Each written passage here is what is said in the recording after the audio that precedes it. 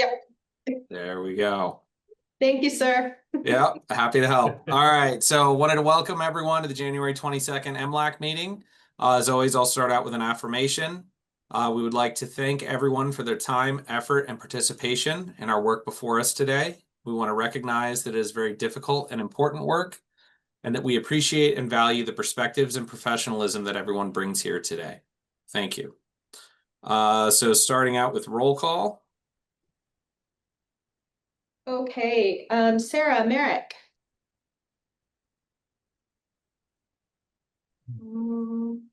I think Sarah wasn't going to make it today. Okay, all right. Sarah Duckwall. Good morning. Good morning. Co-Chair Strickland is here. I see him. Ryan Hearn. Present. Good morning, Ryan. Good morning. Margaret Woodall. Good morning. Good morning. Stacy Llewellyn. Present. Good morning. Good morning, Stacy. Emily Cronin. Present by video. Good morning, Emily. Co-Chair Priest is not with us today. And Kim Schlesinger is not with us today. Okay, Sean O'Day, is he with us today, Director O'Day?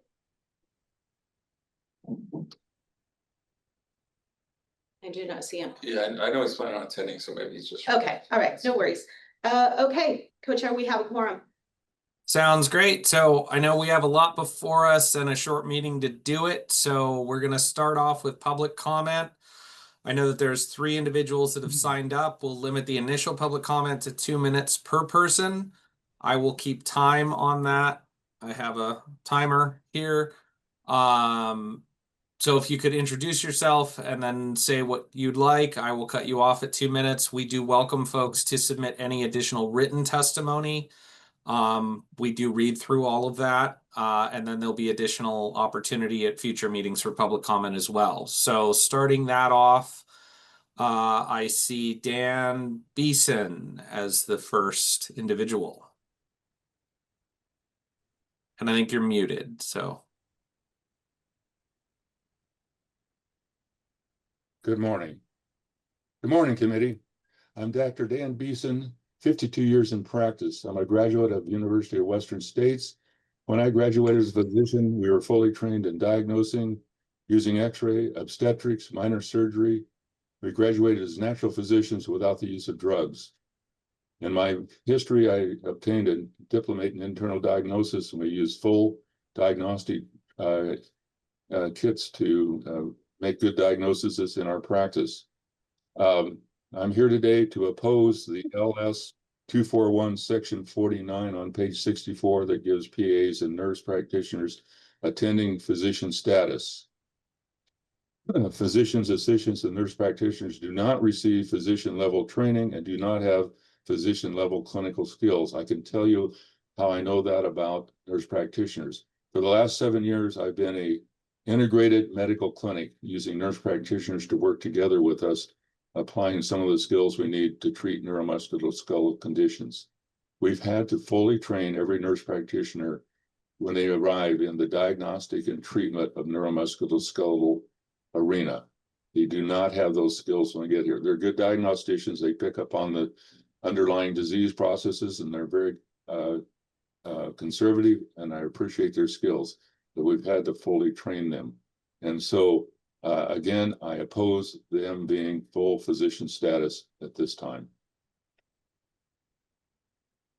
Thank you. Appreciate the comments. Up next, we have John Helton. Yes, I appreciate the fact that you can hear me, but my video doesn't seem to be working on this Zoom. Nevertheless, I will enter my comments. Similarly to Dr. Beeson, I object to making the nurse practitioners and physician's assistants in a status as attending physicians.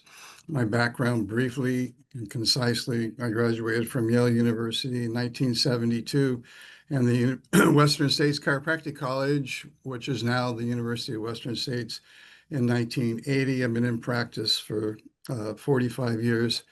And I speak from experience, and I would hope that our system for delivering care to injured workers, that all would be on the same page, from legislators, administrators, insurance companies, their representatives, employers, doctors and patients, that the goal is to be able to provide care to get an injured worker back to work as fast as possible with as least amount of money as possible, and to at least promote a good prognosis so that in the future there's less likely of them being injured. That being said, I would hope that all would have that as a primary goal. It appears, however, that the system is failing in that regard, and the portals of entry have been medical doctors, primary care physicians in particular, and the usual customary procedures is to refer a patient for either physical therapy and put them on medications. I speak from not only personal experience, but my background. My father was a surgeon and MD. My brother became a surgeon and MD. I've asked them both. My dad's no longer here to testify to it, but my brother, I asked him, I said, Thank Are you. I appreciate it. That's 2 minutes. Appreciate the comment. We would love to have you back at a future date or to submit supplemental written. we'll do so, and it'd be great to have more than 2 minutes with such an important, discussion. Understood. We appreciate that. Thank you. Turn, let's see, turn to Todd Turnbull.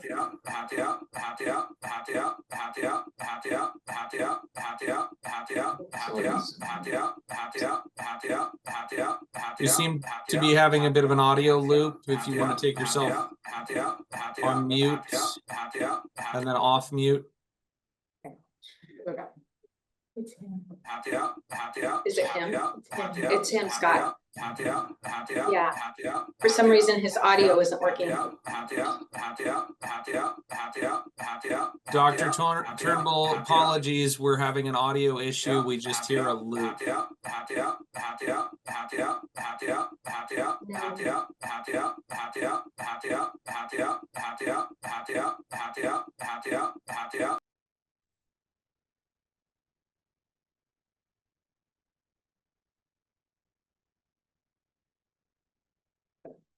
Can you hear me now? Yes, sir. Yes. Okay, apologies for that. Thank you for the opportunity to speak to you today. I have 3 questions for you. Who do you serve? What do they need? And what can you do? Who do you serve is the 4.27 million people of Oregon. That's who you serve, not your special interest group, not your own personal needs, but the 4 million people of Oregon. And what do they need when they're injured? They need physical medicine. And most nurse practitioners and physician's assistants do not practice physical medicine. So by giving them full attending status, you're not adding anything to the system. You're not giving the 4 million people a benefit they can really take a hold of. What can you do? You can do the right thing. You can give me and my colleagues the status we once had that was taken away from us, and return thousands of healthcare providers that are trained, that are certified, that are licensed, that are primary care providers, that do impairment ratings, and you can add thousands of them into the system instantly. I'm encouraging you to stand up with courage, to do the right thing, be ethical, serve the 4 million people, give them a benefit that will actually be of value. If you've had friends, family members are injured, you know that it takes more than drugs to get healed. You know drugs aren't going to heal them. They need help. We've got thousands of doctors already waiting to be put into the system Quit serving your special interests and your selfish needs. Please do the right thing for 4 million people that employ you and pay your bills. Thank you for listening. Have an awesome day. I'm praying for all of you. Thank you, Dr. Turnbull. Appreciate that. So it's my understanding we don't have any other folks that are registered for submitting public comment today. Again, we do read all of the written testimony that gets submitted, so please do avail yourself of that. And also we will have additional public comment in the future meetings. Moving on to the next agenda item, review of minutes for January 8th. Acceptance. We have a motion. Do we have a second? Second. Motion and a second. Any discussion? Seeing none, all those in favor signify by saying aye. Aye. Aye. Aye. Any opposed? I'm just a delayed aye. Sorry. Couldn't find my mute button. No worries. So no opposition, any abstention? Not seeing any there either. Moving on, we have 2026 legislative concept presentations, starting off with LC 26, Josh Nasby. Co-chair, before we go to Josh, I just wanted to let you know Director O'Day has joined the meeting. Perfect, thank you.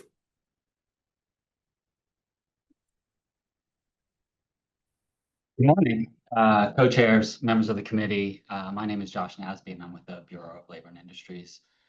Thank you for your time today and allowing me to present about LC 26 and what we expect to be included in the -1 amendment. Before diving into the details, I do want to start by telling you how much we appreciate the work you do. We know how valuable your time is, and we're grateful for your commitment to maintaining a fair and balanced workers' compensation system. We do not have amendment language back from the Office of Legislative Counsel today, but I did want to spend some time speaking with you about the development of the concept as well as its contents. I will tell you that we heard the concerns raised by this committee last session regarding Senate Bill 946, and we have been actively working to address those concerns. LC 26 will ultimately become Senate Bill 1506 when it is formally introduced by Senator Kathleen Taylor in the February session. For the past 2 months, Senator Taylor has run a bicameral, bipartisan work group that included representatives from labor, representatives from industry, and representatives from the governor's office to address BOLI's funding challenges. And by way of some general background, the majority of monies funding the Bureau have historically come from the general fund, which is just a less stable funding mechanism that can lead to staffing challenges that ultimately inhibit the agency's ability to provide timely service to Oregon workers and Oregon businesses.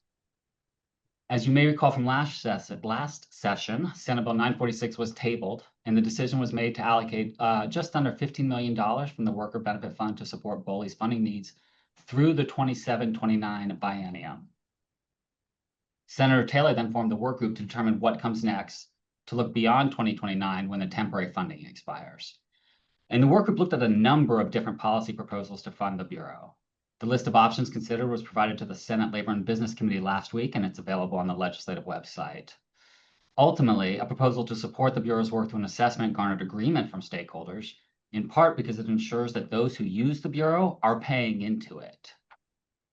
Broadly speaking, the concept is to utilize the Worker Benefit Fund infrastructure to collect 0.2 of a penny to support approximately $19 million of staffing at the Bureau. Eventually, the $19 million will need to increase to provide consistent support for these positions. And I will completely defer to the talented folks at DCBS, but I understand their analysis projects maintaining the BOLI expense fund assessment at 0.2 of a penny through the end of calendar year 2033. For today's purposes, though, I think the point that you'll be most interested in is that while the BOLI-related assessments will be collected in the same manner as the current Worker Benefit Fund assessment, once collected, these funds are going to be housed in entirely separate accounts.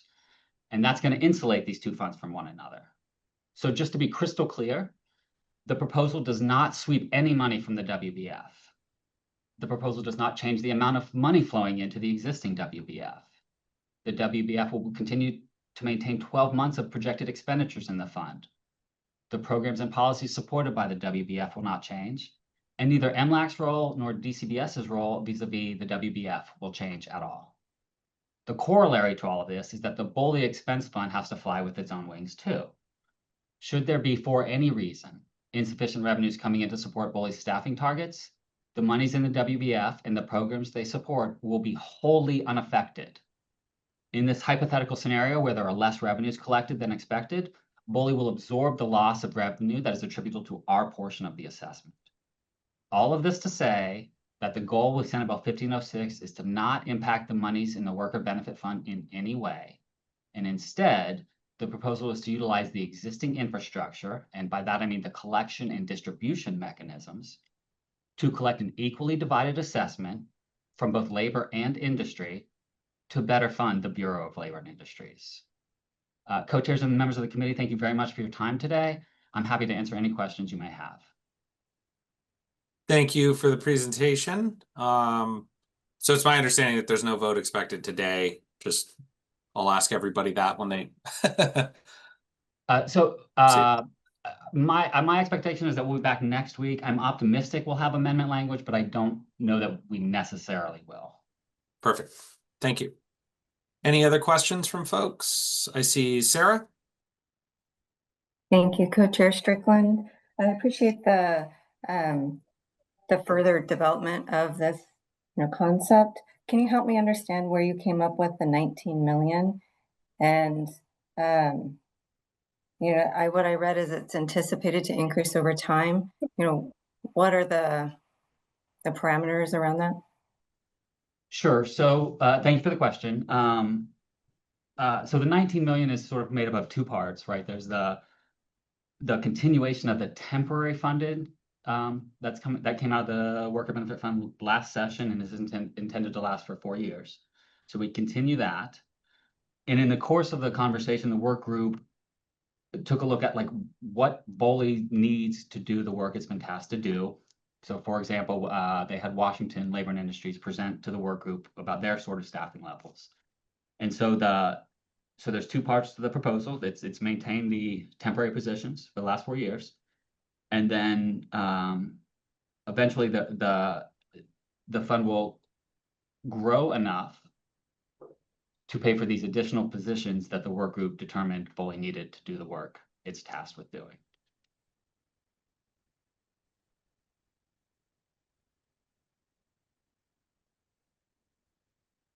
Thank you. Any other questions?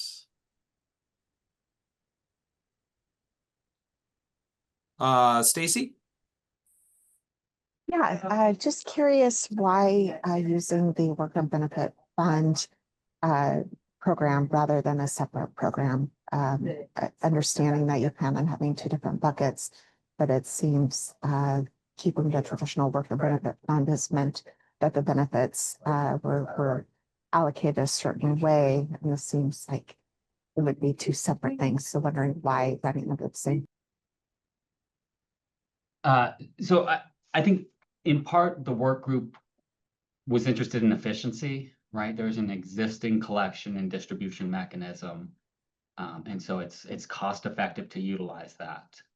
I think the second part that the work group was looking at is that it's the Bureau of Labor and Industries, and this is in fact an assessment that is funded equally between labor and industry. So I think it was sort of those two things that led them to land on this proposal.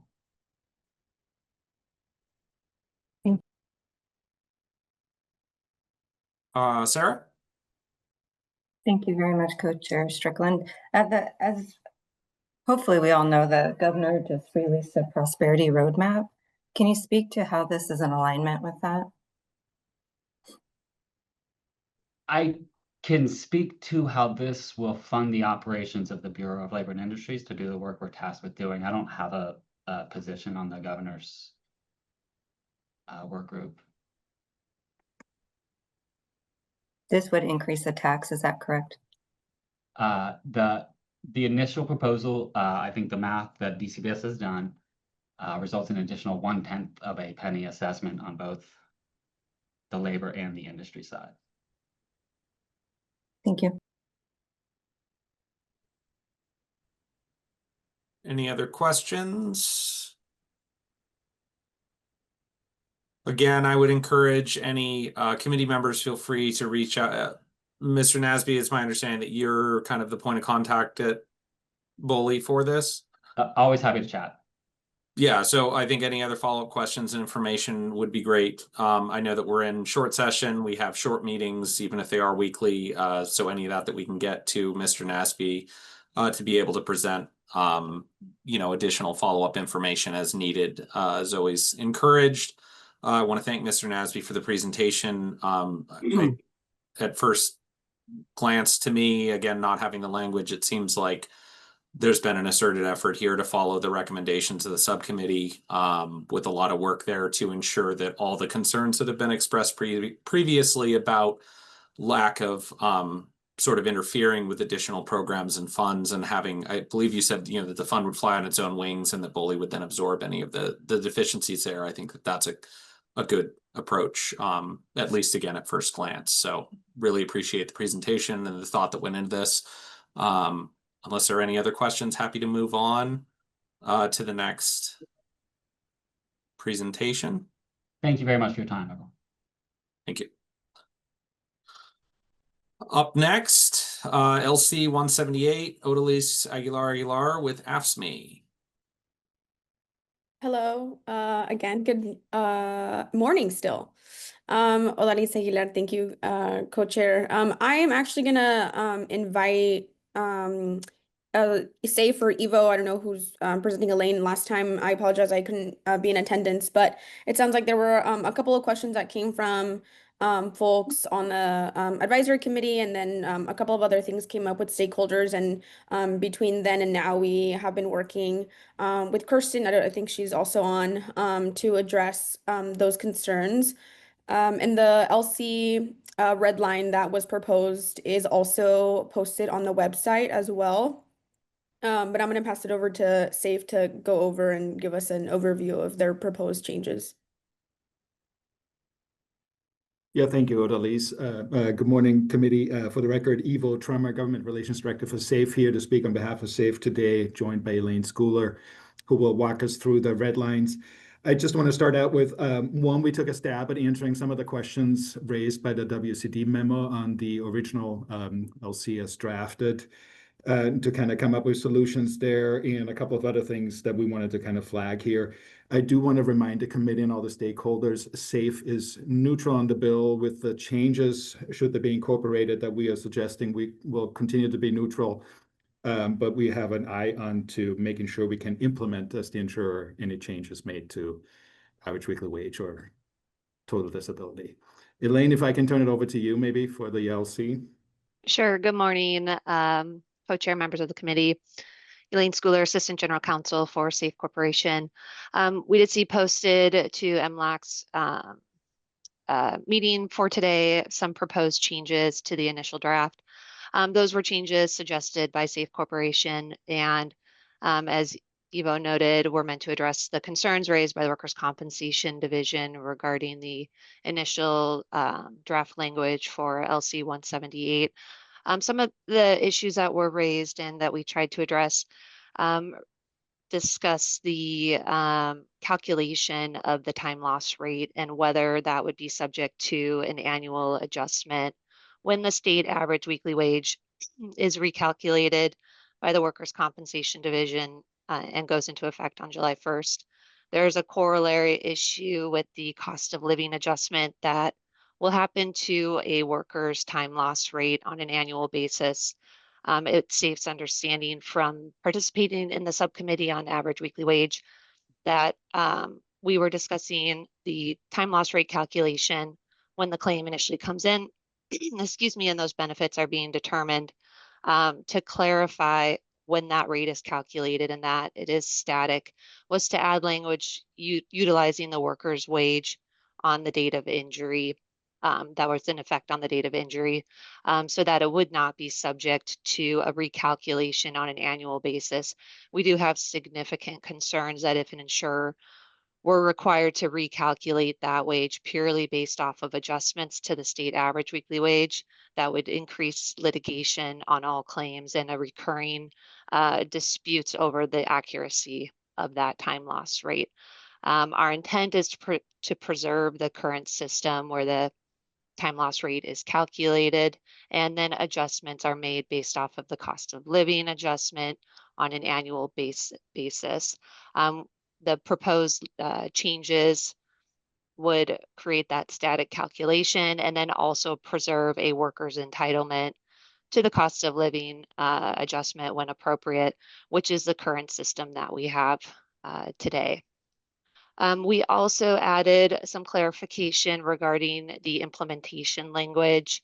It's our understanding these changes are intended to apply to claims with a date of injury on and after January 1st, 2027. The initial language created some inconsistency when looking at diseases incurred. The actual exposure period where the worker has an exposure at work could be prior to January 1st, 2027, but the first date of treatment or disability is post-implementation date. That's an inconsistency that we sought to clarify so that date of injury, which has been interpreted for occupational disease claims to be the first date of treatment or disability, is consistent with the committee's intent. So we did provide some clarification there. It's also our understanding that these changes are not meant to be retroactive or change the current time loss rate for workers with existing benefits flowing to them. These are prospective changes, and so we wanted to make that as well as clear as possible. Lastly, we provided proposed changes to the permanent total disability statute. Those benefits are subject to a different calculation than the temporary total disability rate. It does have a different statutory minimum that is the floor of those benefits. And so we incorporated the language for the temporary total disability rate, but kept the current statutory minimum language so that those minimum benefits remain, and then there is alignment between the time loss rate calculation and the permanent total disability rate calculation for those workers who may transition from a temporary total disability benefit to a permanent total disability benefit. Happy to answer any questions that members have. These are proposed changes, and happy to provide any additional clarification if needed. Thank you. Thank you. I saw Kirsten, you came on camera. Did you want to chime in as well? I just want to thank SAFE for diving in and making sure that this can be implemented. But yeah, my name was mentioned, so I figured I'd come on camera, but I don't really have anything particular to add other than to thank SAFE for working through these issues. So. And so it's my understanding, so this is sort of the collaborative draft red line that we have AFSCME, SAFE, which remains neutral. I heard that from Evo at first. If I may, I think I know where Yes. you're going. We sent this to the stakeholders, HSC, OBI, and Odalise, and so it's up to them to continue. We made our position clearly known, I think. So, but Perfect. we did Okay. not ask for an amendment to the draft or a redrafting of the bill at this point. That's not up to us. Thank you. So that kind of what I was going to check in on. So we have this as a potential proposed amendment. The goal of the stakeholders is to continue orbiting around the subcommittee's recommendation. It's my understanding that work is continuing, correct? But that folks are working towards the kind of final draft amendment language. Co-chair Strickland, Odalise Aguilar here for AFSCME.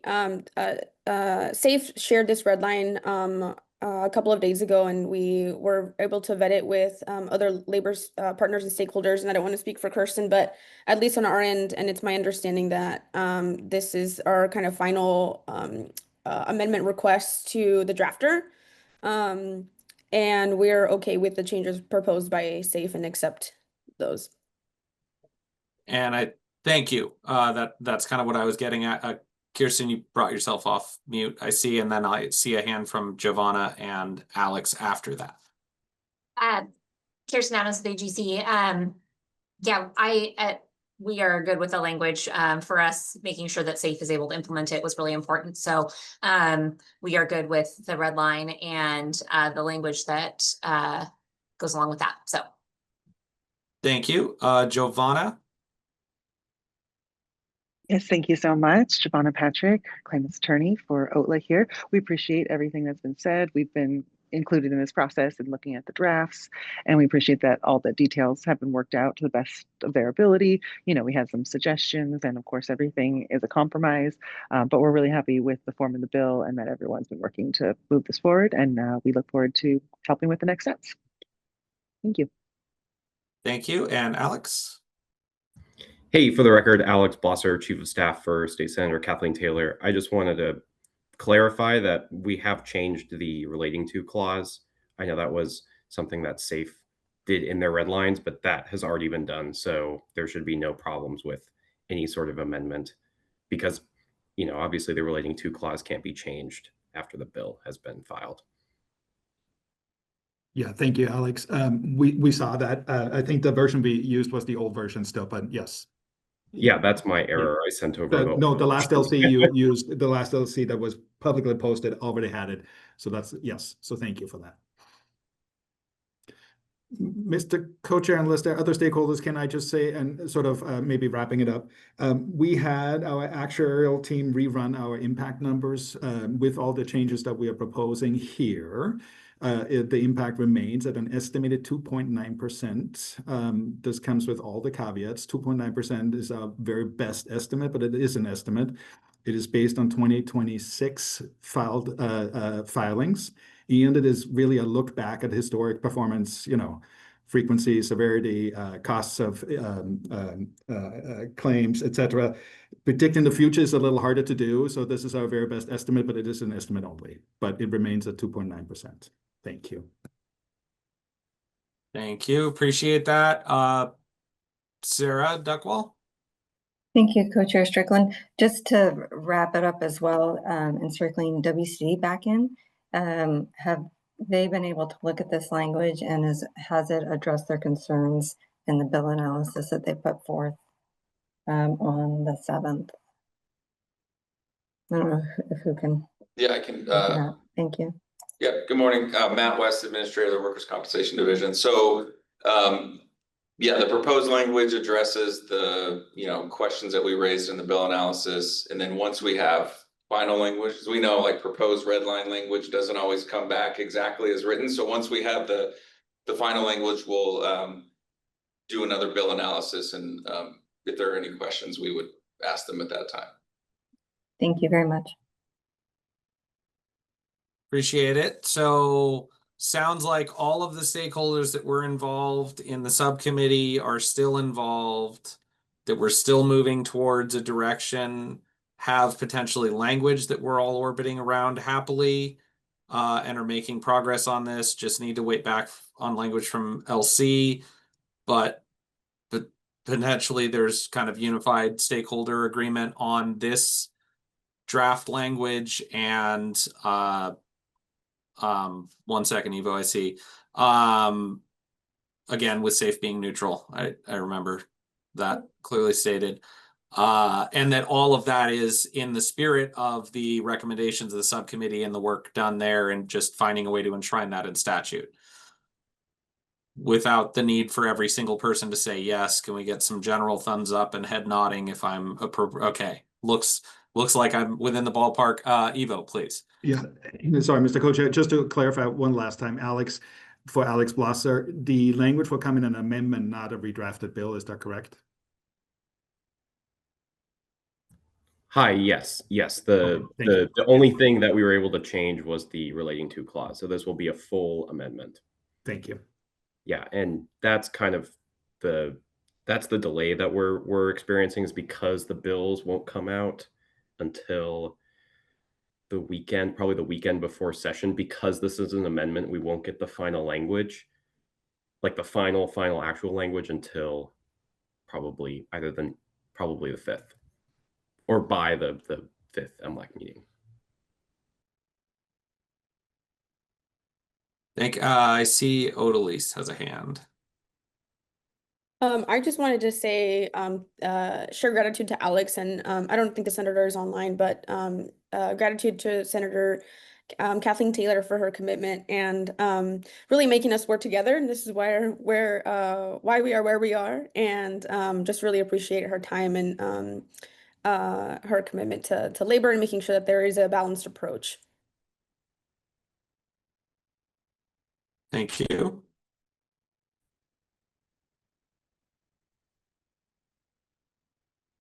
Any other comments, stakeholder feedback? Not seeing any. I do want to again thank stakeholders for their engagement and diligence on this. I know that there was a lot of time put into the subcommittee and really appreciate hearing where we get next week. Thank you so much. Next up, I see LC 241, Taylor Sarman and Rachel Young potentially presenting. Yeah, happy to be here, co-chairs. For the record, I'm Taylor Sarman, and here on behalf of the Oregon Society of Physician Associates.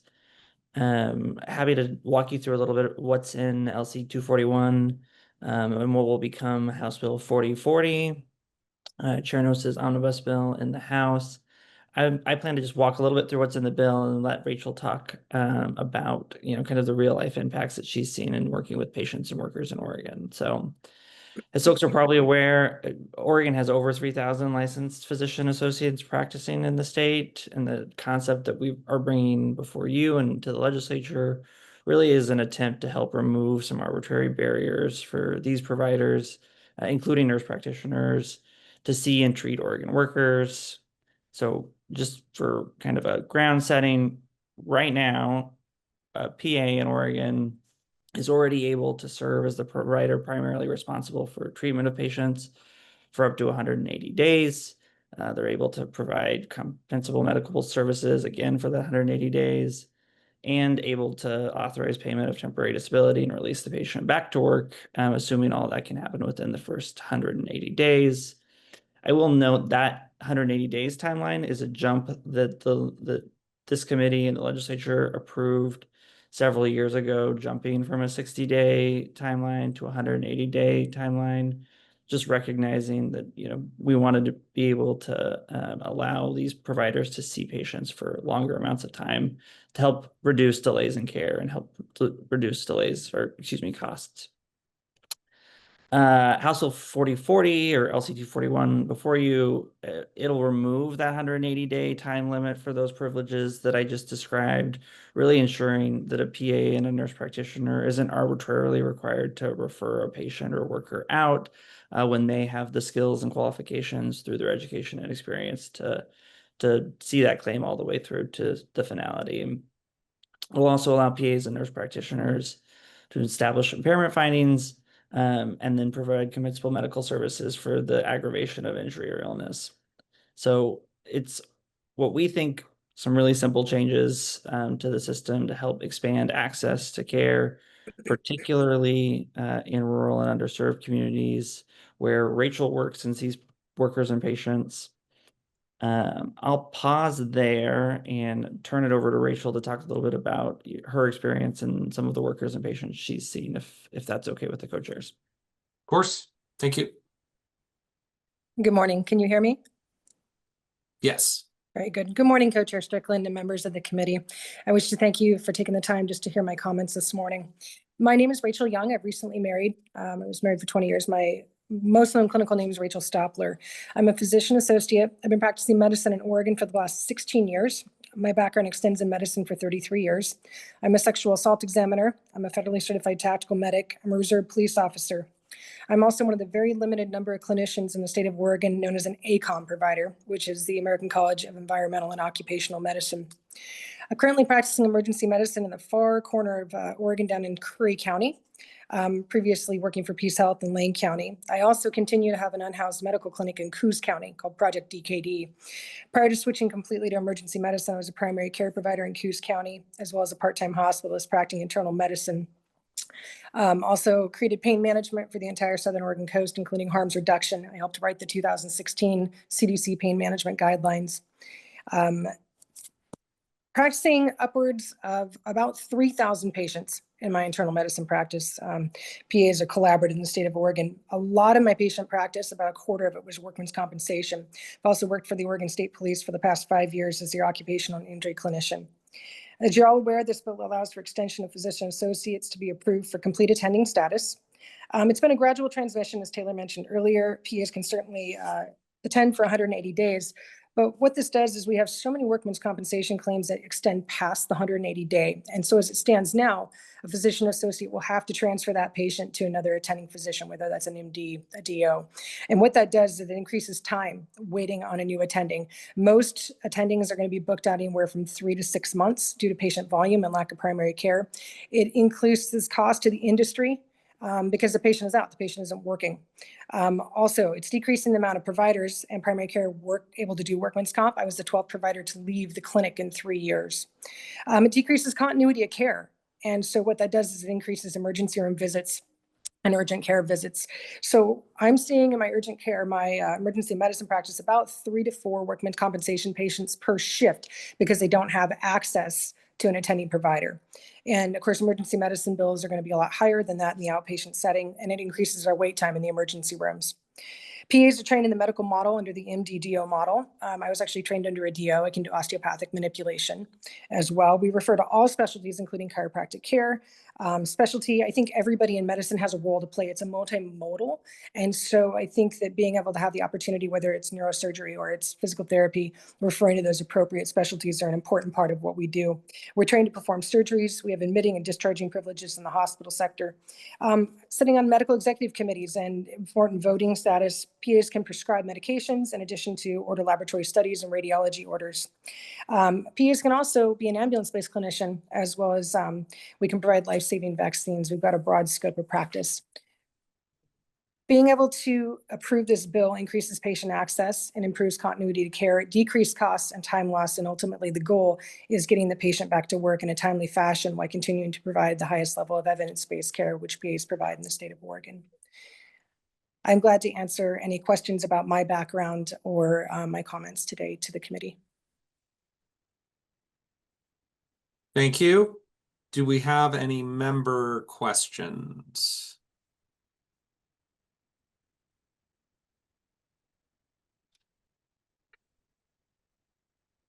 Not seeing any. So are we looking for a vote on this today, or are there additional amendments or changes that may be made? Yeah, happy to take that, Co-Chair. I anticipate that there will be a small and what I would describe minor and technical amendment, or just related to some feedback that DCBS staff made that is, again, minor and technical. So happy to get those to the committee soon and get them back, but no major substantive changes to the language that you have before you today. Thank you. I see Sarah Duckwall. Thank you, Co-Chair Strickland. More a comment that, you know, we're talking about access to care and this opening up access to care. I hope if we can accomplish this, whatever language is final, that at some point down the road, we can continue to address ending open-ended time loss, because it takes away some of those barriers that were an issue before. Thank you. Thank you. Any other comments or questions? Me. I can't find the hand. Emily. Yes, hello. I'm going to read this because it's, anyways. So at the risk of being duplicative, I would like to echo the statements of the prior guest. Firstly, as a nurse, I just want to name how deeply concerning it is to hear that NPs and PAs are characterized as limited medication-only providers. The framing fundamentally misrepresents the education, clinical training, and scope of practice of these providers. Education that's grounded in advanced assessment, differential diagnosis, evidence-based practice, and most importantly, patient advocacy. Listening to amplifying misleading information and blatantly dismissive claims about entire licensed provider types does not improve injured worker outcomes. It undermines interdisciplinary care and frankly poses a risk to public safety by distorting how care is actually delivered here in Oregon. Secondly, if the shared priority truly is advocacy for injured workers, then expanding the pool of eligible type A providers is not a threat, it's a necessity. As mentioned, Oregon currently licenses close to 4,000 providers between nurse practitioners and physician associates. Many of these clinicians are already functioning as the primary point of care in rural health clinics, which was mentioned before, but also in mobile clinics, home health, and other community-based settings. In some parts of Oregon, as we heard, and we heard all through the summer, these are the only consistent post-acute providers available. From a workforce and access standpoint, expanding type A eligibility aligns with the reality of how care is delivered, and mitigates the injured workers facing delays, travel burdens, and fragmented care. From my perspective as a nurse, and the labor perspective, advocating for truly meaningful access to care, I do have to pose the question: is the opposition we heard today of this proposal truly centered on injured workers, or does it persist despite the worker and the very real shortages that we are facing here in Oregon? Thanks. Thank you, Emily. Any other discussion or questions?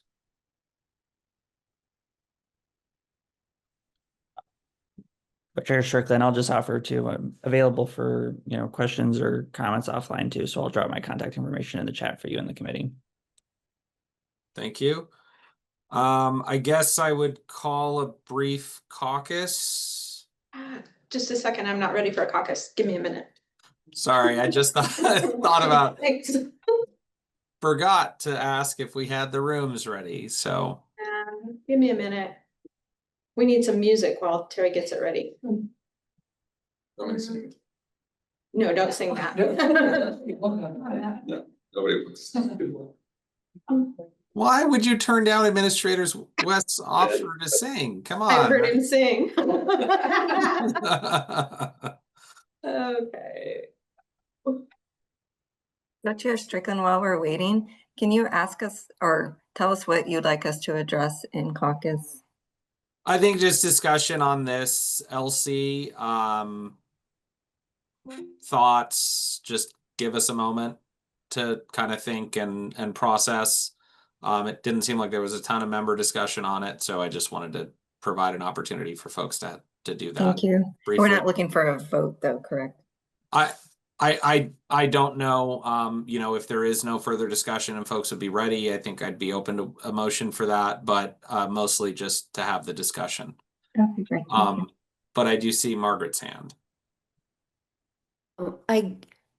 Sarah, if I can, from my perspective, we've heard a lot of information from chiropractic physicians encouraging us to change their ability or how long that they can be an attending physicians.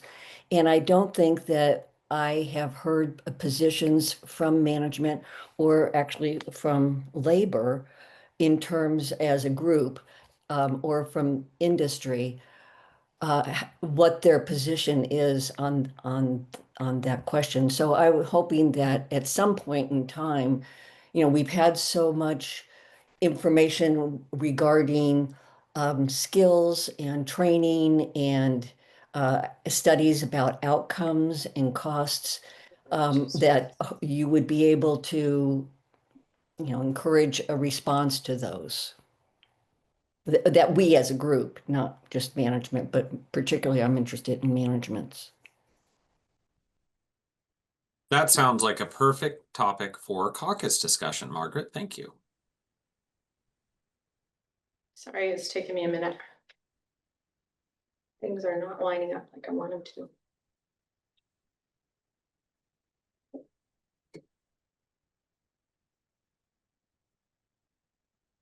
Again, while we're waiting, from WCD, will we be getting a bill analysis on this? Because I think that would speak to a lot of the outcomes, or at least on a fiscal impact side of Margaret's topic as well. Yeah, thanks for the question, Sarah. Yes, we will, when we see the final bill, we will provide a bill analysis. Needing a little more analysis.